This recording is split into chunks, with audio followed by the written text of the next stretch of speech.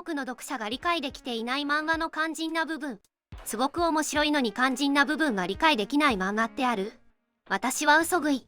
こんなに面白い漫画があったのかとドキドキしながら読み進めたけど、ゲームのルール、テクニック、心理的駆け引き、イカサマの種明かしなど理解できない部分が多く挫折。でも面白い。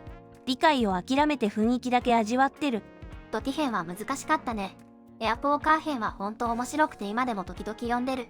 ドティのところは作者も難しくしすぎたと言ってたから仕方ない。光の語かな。囲碁が難しい。子供の頃全巻読んだけどルールは全然理解してなかった。なのに面白いってすごい漫画だなと思う。漫画見てアニメも見て、アニメの終わりにやってた簡単な囲碁ルールコーナーも見てたけど何一つ理解できなかった。囲碁は舞台装置だからわからなくていいのよ。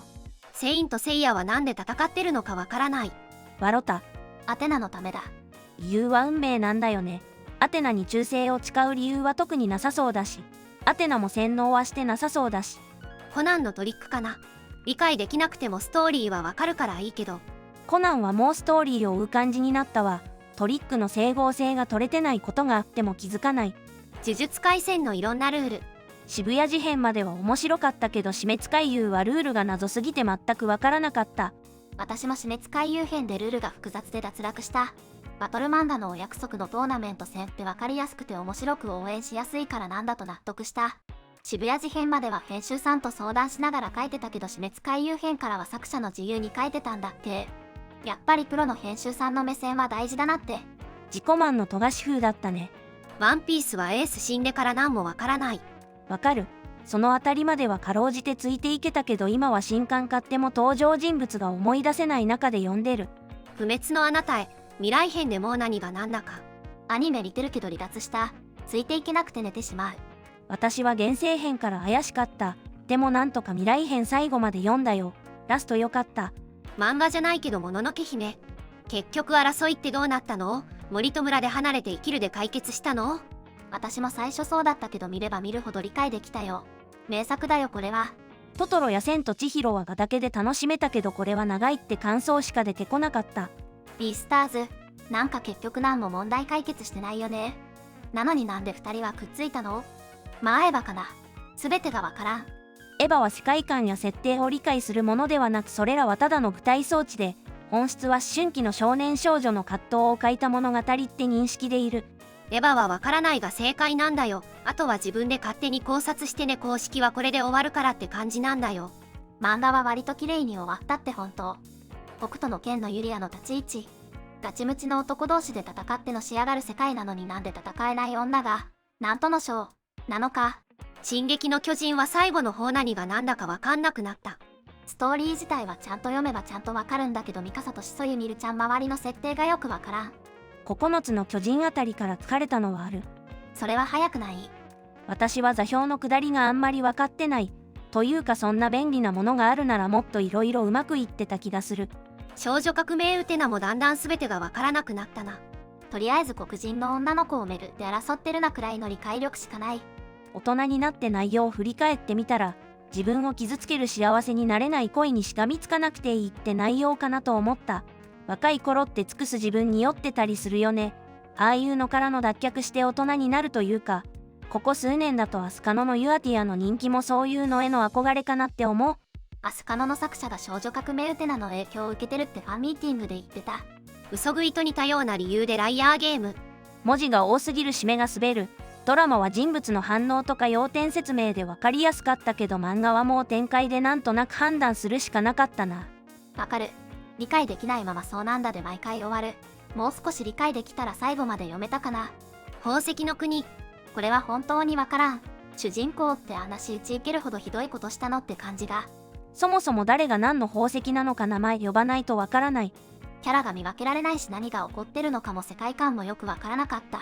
これはアニメで見るとわかりやすいよ。20世紀少年、勝俣くん。わかるようなわからないような、途中の貞清の福兵衛もわからん。ハンターハンターは途中まではわかってた。暗黒大陸行ってから一気にわからなくなった。ブリードアイランドとかめちゃめちゃわかりやすかったのに。もはや小説に近い回とかあるしね。もうあの船の中はいいから暗黒大陸に着いたところから書いてほしい。グリードアイランドは理解するのが楽しかったな。レベル E のレンジャーもそうだけど、富樫って本当にゲーム好きなんだなって。デスノート後半はわからないまま読んだ。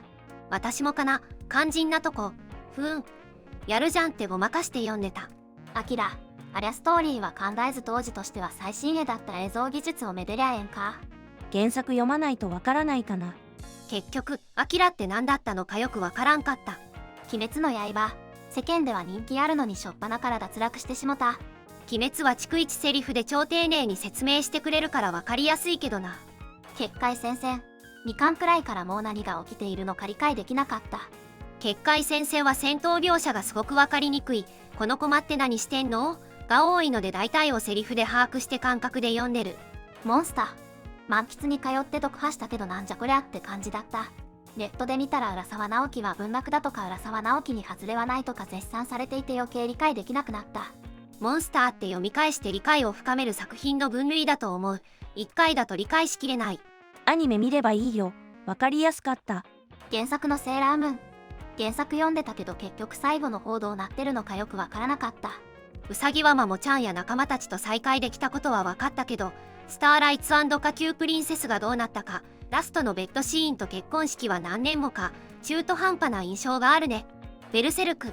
ゴッドハンドって悪役かと思いきやグリフィスは英雄みたいに描かれてるし構図がさっぱりわかんない。ベルセルクの世界でのゴッドハンドは、かつて人間だったけど職を超えて人間やめた存在って受け止め方でいいと思う。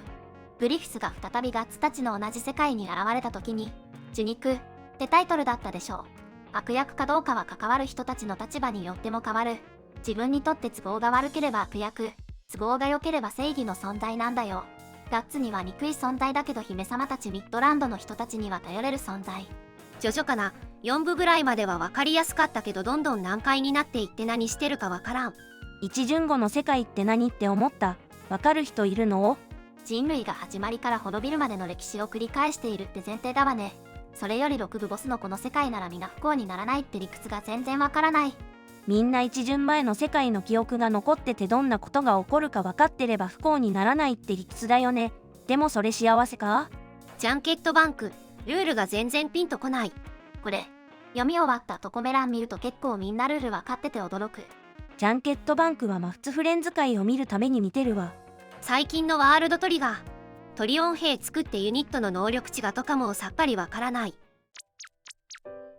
ジャンケットバンクとかそういう系は私も雰囲気で読んでしまう。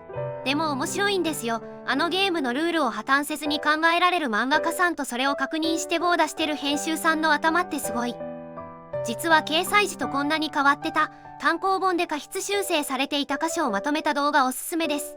次はどんな漫画のネタをまとめようかな。またよろしくお願いします。